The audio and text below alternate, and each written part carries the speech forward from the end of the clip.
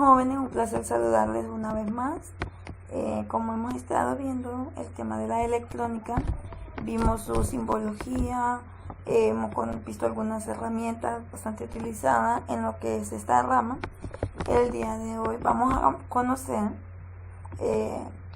cuáles son los materiales necesarios para llevar a cabo algunas pruebas básicas de lo que es la electrónica. Bien, antes de empezar, siempre debemos de asegurar que en las prácticas la corriente eléctrica esté fluyendo, ¿verdad? Entonces esto normalmente se hace con un probador de corriente, el polo positivo hacia el negativo, aunque en verdad es a la inversa, ¿verdad? Ok, vamos a iniciar con la práctica número 1, que es conectar un LED. Los materiales que se necesitan, aquí tenemos un diodo LED, que es este, una placa de prueba, una batería de 9 voltios, un interruptor y vamos a necesitar una resistencia de 220 ohmios. Okay. Estos son los materiales que se utilizan para conectar lo que es una luz LED. Y aquí lo que les muestro a continuación, la manera en que se hace la conexión. Aquí tenemos la batería. Pues les recuerdo que debemos utilizar cablecitos de colores, ¿verdad?, para identificarlos bien. La batería, ¿verdad?, se conecta de un lado hacia el interruptor y del otro lado hacia lo que es la luz LED. Y esto va conectado con lo que es la resistencia. Esta es la forma que se conecta en la placa y aquí podemos observarla como se miraría más o menos en la vida real.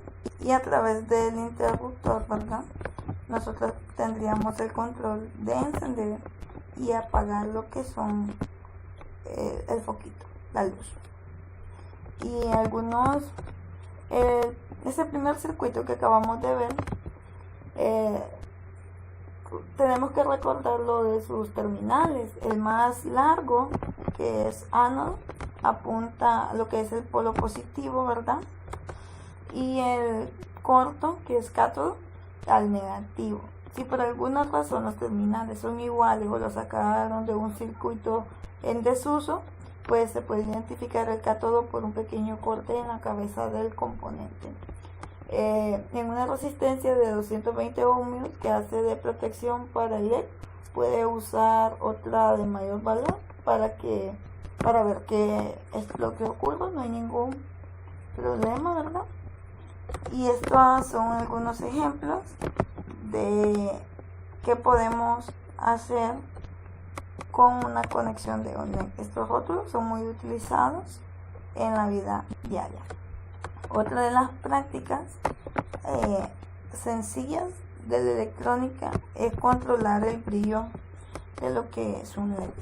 Aquí vemos un circuito que lo vamos a lograr identificar. Aquí tenemos lo que es una batería de 9 voltios.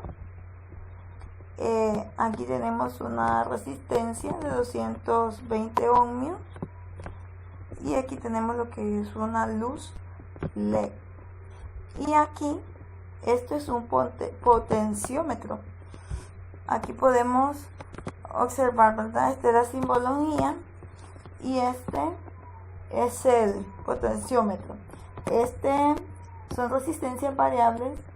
En su interior tienen una pista de carbón y un curso que lo recorre. Según la posición del curso, el valor de la resistencia de este componente cambiará.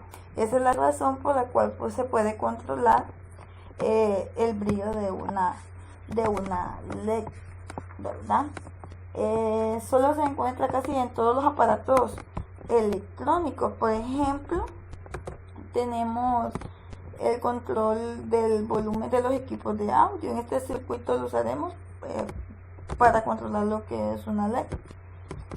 Ahora bien, pues podemos ver los extremos A y B del potenciómetro son indistintos, ya que la resistencia entre ambos pues es constante.